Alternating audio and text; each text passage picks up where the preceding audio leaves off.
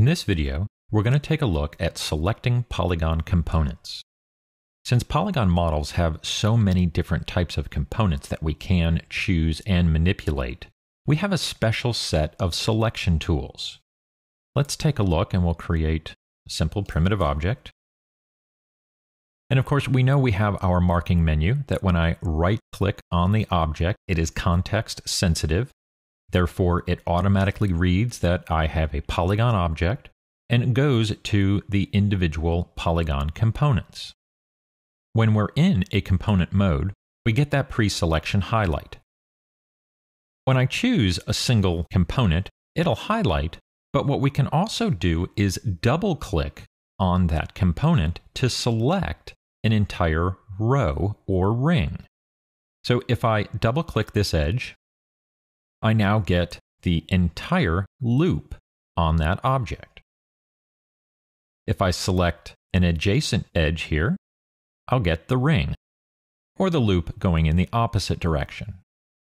Now we can also hold Shift in order to get multiple loops or rings selected. And of course, we can manipulate those as we would any type of component selection. Now this will work with vertices as well as with faces. With vertices, we want to select more than one vert.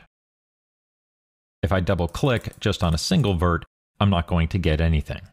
If I select a single vert, then hold Shift and double-click on the second vert, I'll get my loop. Same thing with faces. However, if we double-click on a single face, it will select all of the faces in the model. But if I hold Shift and double-click on the second, I'll get the loop. Now we also have a special menu under Select, and we are in the Polygons menu set. I'll open this and let's dock this. And we'll slide that over. Here we have all of the components with a hotkey for selecting those components. This is the same as using our marking menu. However, these hotkeys will enter Maya into a global component mode. So here, and I'm going to switch back to object mode and select the object. If I press F11, notice that Maya switches to a component mode that is global, not just specific to the object. Whereas if I go here and use my marking menu and go to face, it is only for this particular object and not global, as we can see up at the top. Now underneath here we have Select Edge Loop. This will bring me into a tool specifically for selecting those edge loops, and I don't need to select a second object, so I can just go to Vertex and grab that entire edge loop, and it will default to edge regardless of what I have selected in my marking menu. Or we can use the Select Ring tool, which is going to give me the ring of edges that are adjacent to my loops. Then we have the Select Border Edge tool, and I'm going to back out of this here and hit Q just to go to Select to remove any of my selection tools there. And I'm going to create a border edge. And I'll switch to faces, and let's go down on the bottom of our sphere here. And we'll just select a couple of faces going on the bottom here. We'll just grab all of them, and I'll delete those. Oops, I even got one there on the other side. That's fine. We'll just leave that. Now, I'll choose Select the Border Edge tool and double-click, and that will automatically grab that entire border edge. And we'll do so too with this extra face that I have over here. If I just double-click on the edge, it'll select the entire border. I'll hit Q again to back out of that tool. And let's just undo the destruction we did there. And we'll zoom out. And look at our next one here, the Shortest Edge Path tool. This tool requires you to select the vertices. So I'm going to go to Vertex here and click on Shortest Edge Path. Notice that it automatically went to vertices there for me. We could also choose UVs. We're going to stick with vertices, and I'll click on a single vert there, and then go over here and choose my second vertex, and that will give me the edge path between the two vertices that I have chosen. And now every time I click, it'll give me that shortest path. And we can just continue going around the model. Some really useful tools are right here under Convert Selection. And let's bring this menu out as well.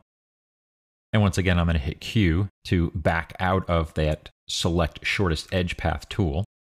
And let's just go to Object Mode, just kind of reset our model here. Let's look at the bottom there where I selected all of those faces. A faster way that we could have done that, instead of right-clicking and go to Face and then selecting those, I'm going to choose Vertex. And I'll choose the single vertex in the middle. Then what I can do is convert my selection to faces. So with that vertices selected, I'll then choose to faces. This then converts that one vertex to all of the surrounding faces that were attached to it. From here, we can then convert to edges, take that just to edge loops, and then convert to faces. Now we can also access these through a marking menu, and I'm going to select, I'll just grab two verts there, and I'll hold Control and the right mouse button, and this will bring up a conversion marking menu for polygons. So with those two vertices selected, I can then move down with my mouse and go two faces. That's basically hitting that twice, and that will then convert my selection. And let's select vertex and vertex. And once again, I'm going to right click to faces, which branches out into another menu. And we have two here, two contained faces or two faces. I'm going to go to two faces again. And so you can see it will select all of the faces that are attached to those four vertices that I selected.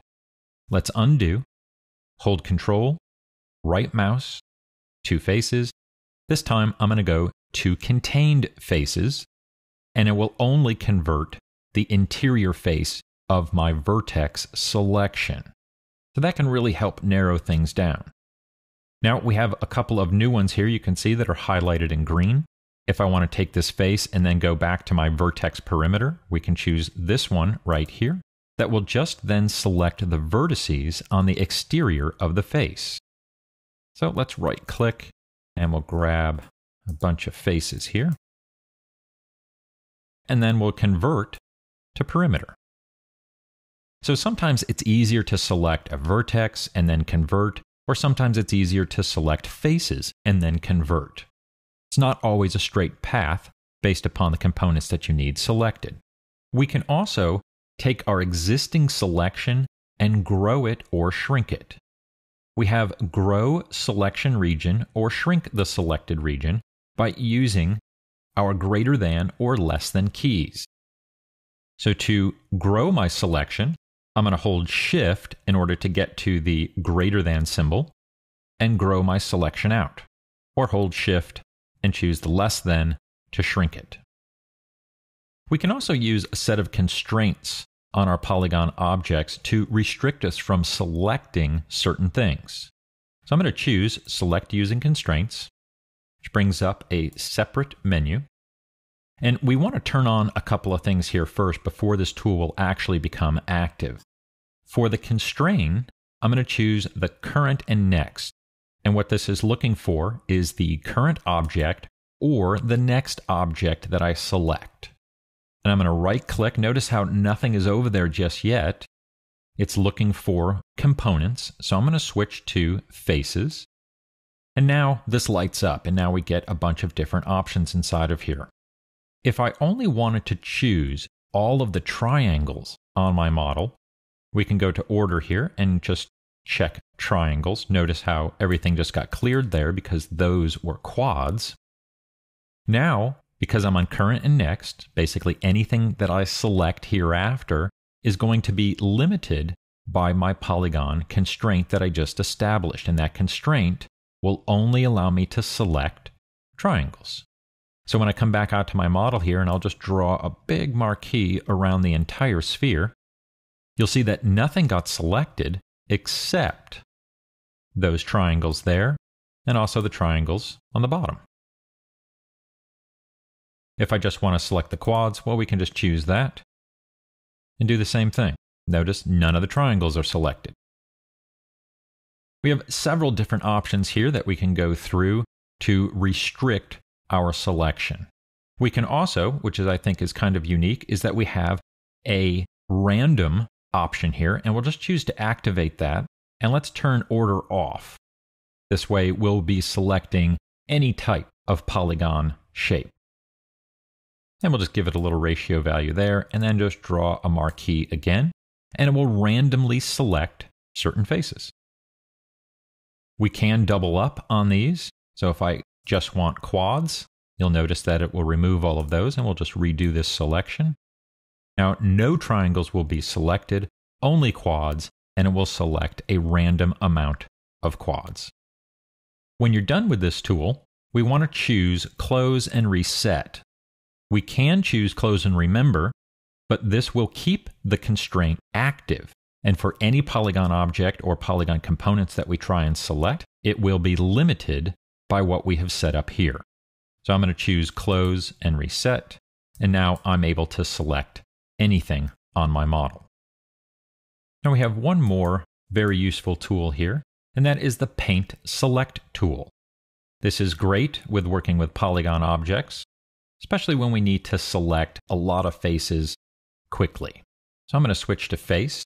This will work on edges or vertices. Now with the Paint Select tool, I get a large brush. I can change the size of that brush by holding B as in boy, and then dragging with the left mouse button, left or right, to increase or decrease the size of that brush. When done, I'll just let go, and then I can just left click and basically paint on my model in order to select the components. I can deselect those components by simply holding Control and painting again. Letting go allows me to paint. Using Control allows me to deselect. And again, this will work on vertices as well as edges.